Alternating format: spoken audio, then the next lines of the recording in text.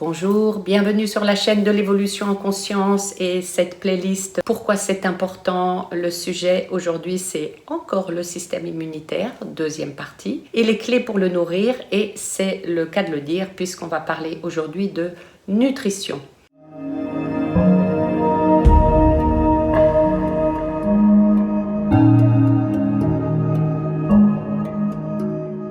Je vais détailler une par une les clés d'un bon système immunitaire dans cette playlist et de ce que la nature a prévu ou propose pour l'entretenir. Donc à la suite de quoi, vous pouvez faire votre petit bilan, vous pouvez observer ce que vous pouvez améliorer peut-être et puis utiliser les astuces originales que je vous propose pour maintenir et pour renforcer votre système immunitaire. Le système immunitaire, pourquoi est-ce que c'est important? Eh bien, on l'a vu dans la précédente vidéo avec le corps physique et l'immunité. Et on l'a vu aussi ces dernières années, pourquoi c'est important d'avoir un bon système immunitaire. C'est ce qui peut faire la différence en cas d'épidémie, comme on a connu, ces services d'urgence ou porteurs sains, voire pas porteurs du tout. Eh bien, cette différence, elle ne réside pas en une seule réponse ou un seul facteur, mais plusieurs. Notamment, pour avoir un bon système immunitaire, eh bien, il s'agit au corps de donner le carburant qui lui convient au travers des nutriments. Alors, on le sait depuis longtemps par Hippocrate, ce médecin grec de l'Antiquité,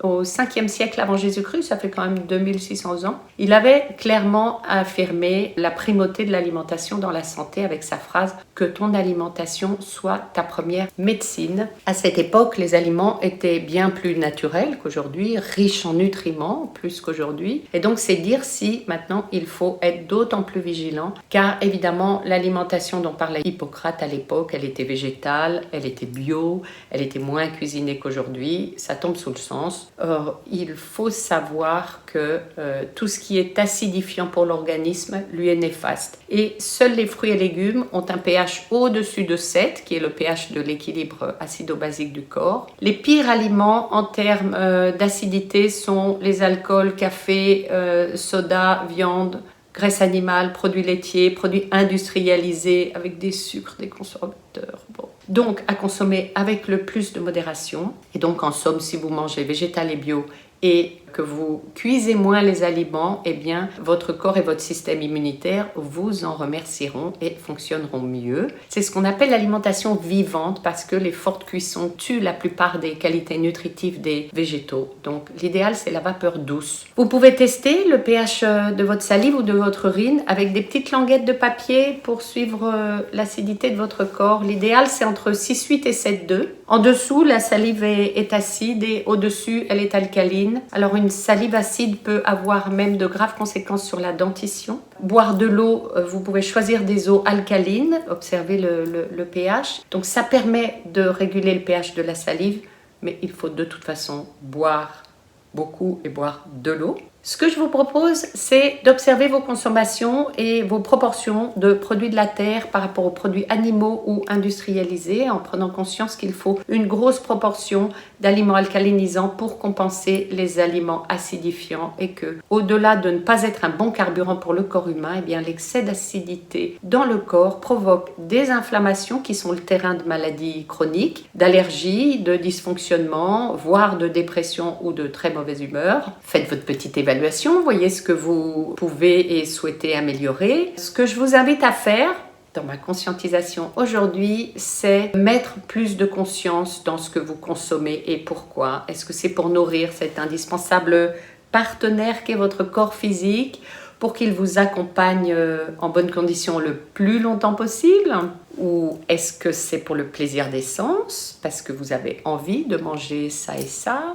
Est-ce que c'est pour vous sentir vivant et plein de vitalité? Ou est-ce que c'est pour festoyer en bonne compagnie? Tout est juste, il y a un temps pour tout, mais en proportion cohérente avec le présent et avec le futur que vous souhaitez pour vous, parce que votre corps, il fonctionnera et il durera à l'aune de ce que vous lui avez donné comme soin, comme attention et comme carburant, comme nutriment. Voilà, donc l'exercice de conscientisation du jour, il porte sur ce que vous ingérez, ce que vous consommez, nutriments, boissons. Donc, il s'agit de mettre un peu plus de conscience, donc au-delà de l'aliment lui-même, parce que dans tout ce que vous ingérez, il y a une partie de matière et une partie d'énergétique, comme dans l'humain d'ailleurs.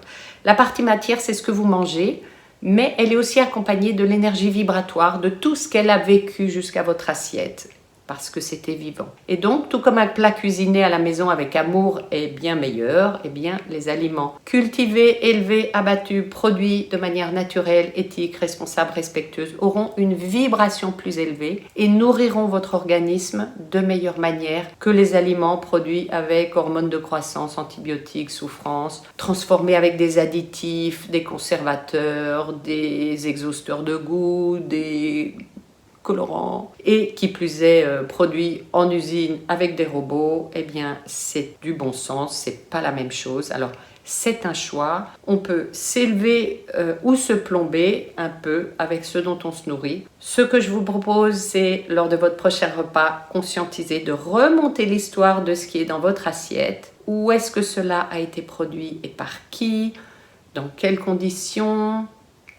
À proximité? Au bout du monde? Comment est-ce que ça a voyagé? Est-ce qu'il peut bien en rester comme qualité nutritive à l'arrivée dans votre assiette? Donc c'est une chose de se faire plaisir en mangeant et c'est important. Mais sur la totalité de l'alimentation, il faut équilibrer les besoins et les limites du corps avec le plaisir des sens. Voilà. Remerciez surtout pour ce que vous avez dans votre assiette. Gratitude. Alors, le cadeau, le sujet du jour, c'est un cristal, une pierre aux vertus énergétiques intéressantes. Je vous propose d'utiliser l'améthyste, qui est une pierre de couleur violette, qui a des vertus purificatrices. Elle aide à nettoyer l'intérieur du corps, éliminer les bactéries qui affectent les organes. Elle a aussi un effet de régulation de la flore intestinale et puis des propriétés stimulantes pour le système nerveux, pour les glandes endocrines. Elle libère une énergie douce qui apaise le stress, la peur, la colère ou l'anxiété. Et si on a du mal à trouver le sommeil, elle peut aider à bien dormir, dissiper les cauchemars. Donc en la plaçant sous l'oreiller, par exemple, une petite pierre ronde comme ça, vous pouvez placer sous l'oreiller ou sur la table de nuit. Voilà, un petit objet décoratif. Voilà. Pensez à rincer régulièrement sous l'eau votre pierre, vos pierres, et vous pourrez aussi la purifier avec de l'encens. Et attention, ne mettez pas une améthyste au soleil, elle perdrait sa couleur violette. Voilà, vous pouvez utiliser une géode d'améthyste pour purifier, nettoyer vos pierres en les posant dessus. Voilà, là c'est pas très pratique, mais voilà.